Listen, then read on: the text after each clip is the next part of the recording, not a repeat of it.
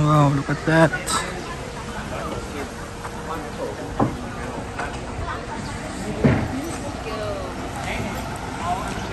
Unang Shire's Rest, oh.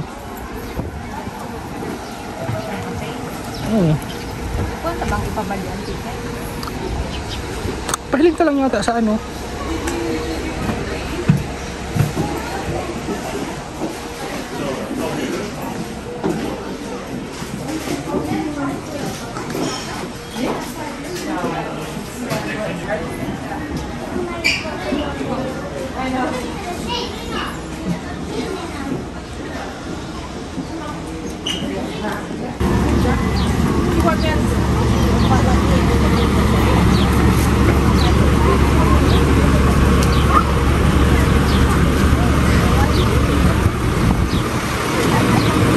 Airport.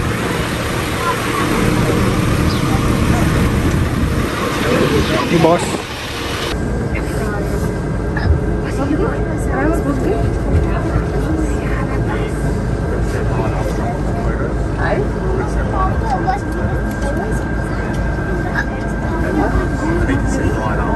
Oh, really?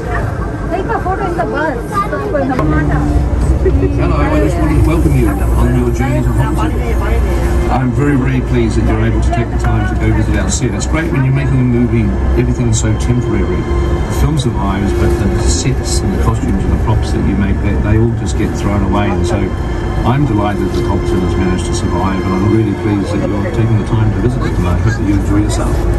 It's been years ago that we were flying around in a helicopter and we found the Alexander Farm from the air, and it, for some reason from the air it looked right, and when we landed it was absolutely perfect, as I'm sure you'll see for yourselves. So thank you very much to the Alexander family for their brilliant support over the years, and especially to Russell, who has been the greatest business partner to have, and as you'll see yourself, doing a fantastic job, making you very welcome. So thank you and enjoy yourselves. From the entire Alexander family and everyone here on set, we're thrilled to have you.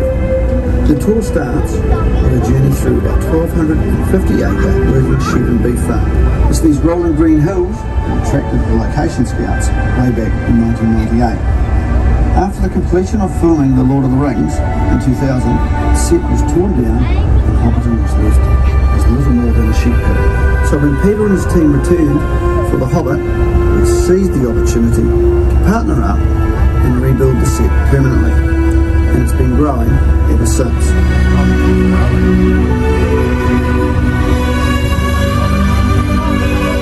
It's been an incredible journey, one we're proud to share with you today. Enjoy.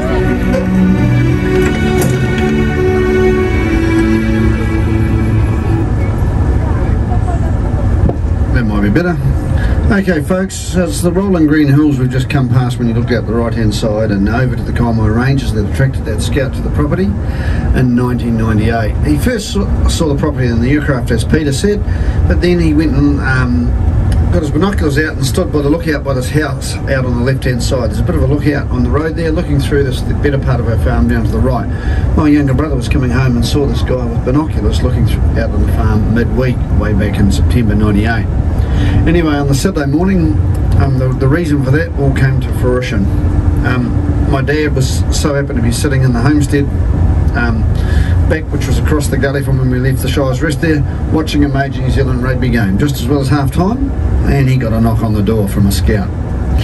And the scout said that he'd flown over the property, seen that he was interested in making a film here, could he go and have a look. Dad said, yes, go to it, as long as you shut all the gates so the sheep don't get mixed up, take as many photos, do whatever you like. And then he duty sat down and watched the second half of the rugby.